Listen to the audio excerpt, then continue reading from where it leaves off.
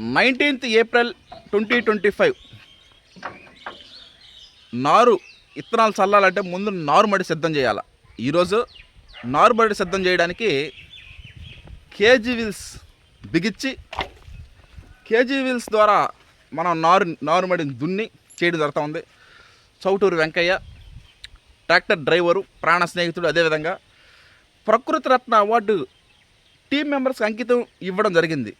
ఎందుకు అంకితం ఇచ్చారంటే మీకు అర్థం అవుద్ది. రాబోయే 120 నుంచి 130 రోజుల పాటు ఈ ప్రయాణం కొనసాగద్ది. ఈ ప్రయాణంలో మీకు అర్థం అవుద్ది ఎందుకు టీం మెంబర్స్కి ప్రకృతి రత్న అవార్డు అంకితం ఇచ్చాను.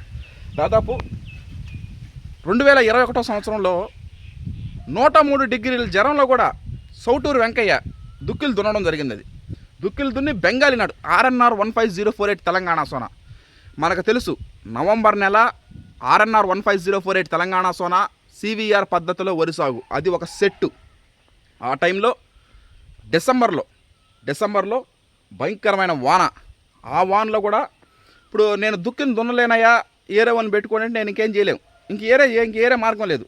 ఆ విధంగా కాకుండా డబ్బు కోసమో బిర్యానీ పొట్లల కోసమో కాకుండా అంటే ప్రాణ స్నేహితుడు ప్రకృతి వ్యవసాయం CVR మెథడ్ ఫార్మింగ్ చేస్తున్నాడు. ఖచ్చితంగా దుక్కిలు దున్నాలన్న నేపథ్యంతో 103 డిగ్రీల జ్వరంలో కూడా దుక్కిలు దున్ని